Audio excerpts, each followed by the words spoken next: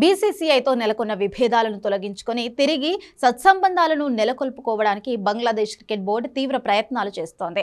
2026 T20 ప్రపంచ కప్లో భాగంగా భారత్లో పర్యటించేందుకు గతంలో నిరాకరించిన బంగ్లాదేశ్ ఇప్పుడు తన తప్పును తెలుసుకున్నట్లుగా కనిపిస్తోంది. ఈ మేరకు ద్వైపాక్షిక సంబంధాలను మెరుగుపరుచుకోవాలని కోరుతూ బీసీసీఐకి అధికారికంగా లేఖ రాసింది. ఐపీఎల్ 2026 సీజన్లో బంగ్లాదేశ్ స్టార్ పేసర్ ముస్తాఫిజుర్ రెహమాన్ ఆడేందుకు బీసీసీఐ అనుమతి నిరాకరించడంతో ఈ వివాదం మొదలైంది. దీనికి ప్రతిచర్యగా భద్రతా కారణాలను సాకుగా చూపిస్తూ తమ జట్టును భారత్కు పంపేందుకు బంగ్లాదేశ్ నిరాకరించింది. అంతేకాకుండా తమ మ్యాచ్లను శ్రీలంకకు తరలించాలని బీసీసీఐని కోరింది.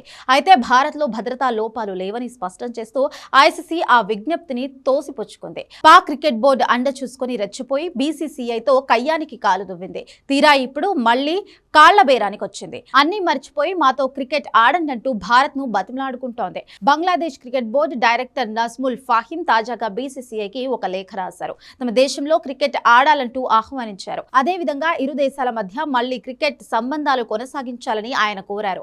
బంగ్లాదేశ్ రాజకీయాల్లో వచ్చిన మార్పులు కూడా దీనికి ఒక కారణంగా కనిపిస్తోంది. బీసీబీ లేఖ రాసిన విషయాన్ని బీసీసీఐ అధికారి ఒకరు ధృవీకరించారు. అయితే ఈ విషయంలో కేంద్ర ప్రభుత్వం నుంచి అనుమతి రావాల్సి ఉంటుందని స్పష్టం చేశారు.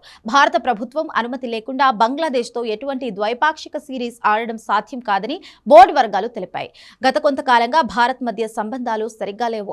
ప్రస్తుత బంగ్లాదేశ్ క్రికెట్ బోర్డు అధ్యక్షుడు అమీనుల్ ఇస్లాం అబ్దుల్ తీరుపై అక్కడి క్రికెట్ వర్గాల్లో తీవ్ర విమర్శలు వ్యక్తమవుతున్నాయి. భారత్తో సత్సంబంధాలు దెబ్బతినడం వల్ల వచ్చే ఏడాది బంగ్లాదేశ్లో జరగనున్న 50 ఓవర్ల ఆసియా కప్ అలాగే సెప్టెంబర్లో భారత జట్టు బంగ్లాదేశ్ పర్యటనపై నిలినీడలు అలుముకున్నాయి.